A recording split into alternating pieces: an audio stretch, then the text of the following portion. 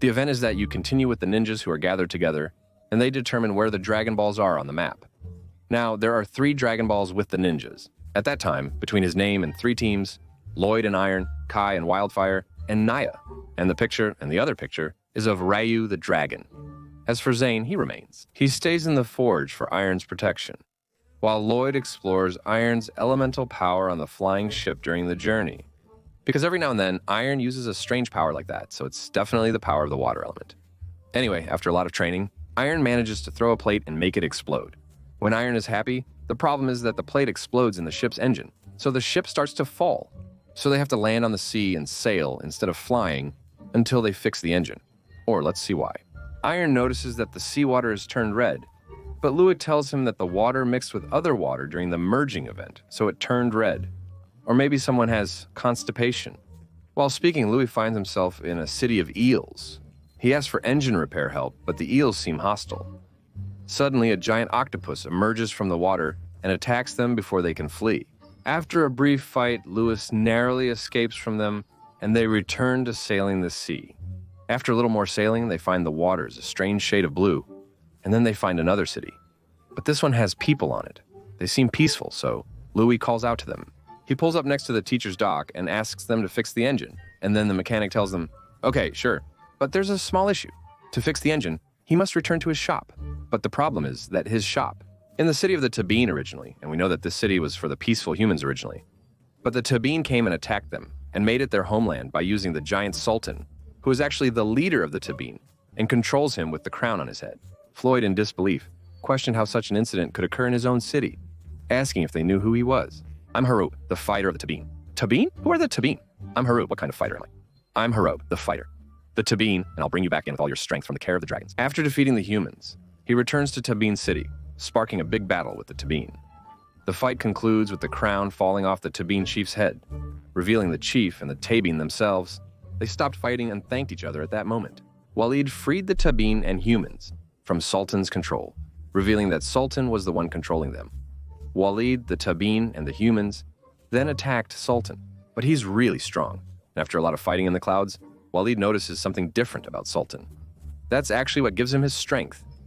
So Walid takes him down, and Sultan returns to his normal size and goes back into the water again.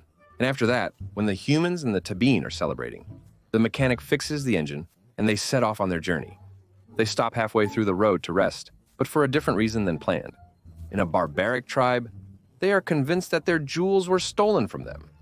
So after a bit of negotiation, they don't find any hope that they'll let them go. So they leave them and move on. After a confrontation with the tribe, who believe they possessed the jewels, it was revealed that their own jewels were stolen. Upon this discovery, the tribe released and returned the protagonists to their families. Mandesh al-Wajriya was the culprit behind the theft. Ultimately, the tribe proved to be kind and good-natured. And Shay al-Falu, thank God. The tribe agrees to release them on the condition they never return. However, seeking revenge, she burns the hand of the tribe leader. The tribe attacks them again as he takes her away, and they flee before the attack. What is this showing me? Thus begins the quest to find the first Dragon Ball, located in the land of the Fire Rock tribe, who are clearly not ordinary people. She used to go to them. Anyway, they were about to give the Dragon Ball to Kawhi because they like ninjas. When they discover Wildfire is with Kawhi, they refuse. It's a whole ordeal. Kawhi explains that Wildfire is actually a nice, cool guy. And it's not just about people's reactions, it's like everywhere. Honestly, I can't even describe it. So of course, the rock people tell him, "We'll give you the ball. If she proves her goodness by making amends, Body will no longer be a loser." Hatem Zain is sitting there, trying to solve the situations and uncover the secret of the portals that appeared after the merge, just like we saw, and their transfer to the Kingdom of Embryome, the previous part. But in order to analyze it, he needs a specific device. He goes to the market to buy it, but he doesn't have enough money. The opportunity stays when he finds many loved ones. Zane. They're holding a contest for the most, and someone who looks like Zane, they think it's him, but Zane is actually missing. Zane's eyes lit up as his watch returned to him, unbeknownst to the others. The plan is for him to impersonate Zane in the contest and win the prize money. Zane buys the device, but strangely, he loses the lookalike contest he participates in for himself. The bean seller finishes in 3rd place. It reminded me of an old joke about Charlie Chaplin not winning when he entered his own lookalike contest. It's hilarious. Fortunately, the 3rd place prize is a free device from the electronics store. Zine uses this coupon to get the device he needs. showing that you don't really need much in life. Winning first place doesn't mean you can do whatever you want, even if the director says it's normal. Anyway, after that, he goes back to the training center to collect the research, but he doesn't get anything useful. So what was the point? The opportunity was there from the beginning. Lloyd and Aaron reach a strange island in the clouds where crops grow and the first Dragon Ball is supposedly located. Aaron, the Cloud Man, quickly finds the Dragon Ball, and he wants to take it, but Lloyd, at that moment, the Cloud people ask what he's doing and tell him that they can't just take it and leave like that without asking for permission. The creatures that protect it, even if they're not here right now, actually, at that moment, the creatures that protect it, which look like snails, come out of the ground. They inform them of passing the test about whether they would steal the orb. Conversely, the Cloud people and Iron take the orb effortlessly. So, the important thing is, they keep going after they find out that Ramton is inside, and they actually meet him and try to equalize the orb at that moment. The snails, I think it means snails anyway, snails whatever. The important thing is that they defeated him in the void, and at that moment, they realize that the kingdom of Embryome is behind them. Their problem is that they crushed them anyway. And before they leave, they find out that these snails will destroy the void at that moment. Ramton in the void. You can't simply execute him. He must be hanged in the Ottoman style. It's not right for him to die like that. He can't just die, Pasha. That's not right. To redeem himself, he has to walk the path called the impossible path, because it's full of traps and difficulties.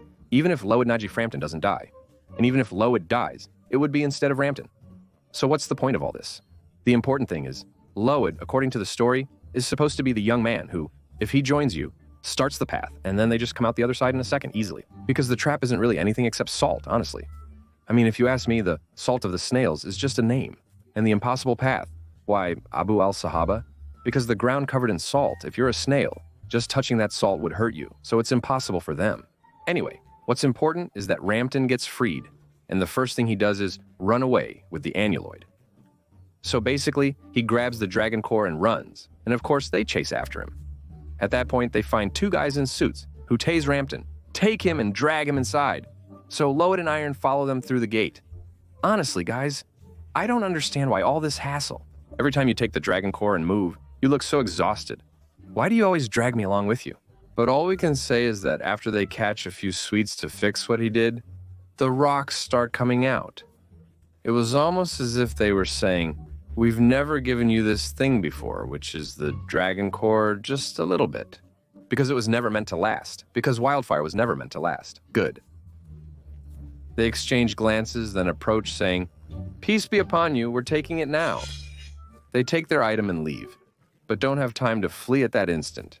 The sorcerer and the soldiers of the Night Kingdom came and took the ball from them, so they started fighting with him. At that moment, what helped them in that fight was the wildfire.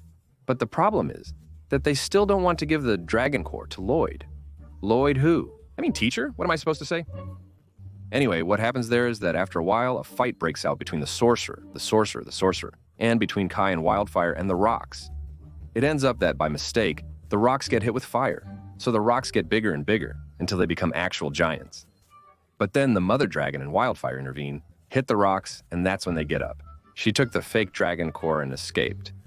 They let her go, but stayed by the injured dragon's side to care for it.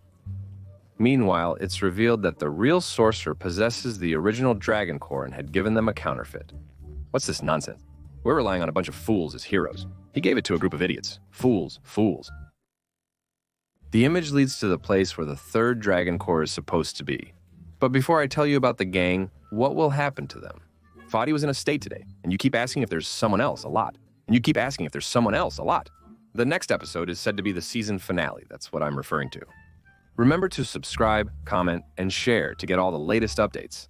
And that concludes today's episode of Hadutu Tuta. The story has come to an end.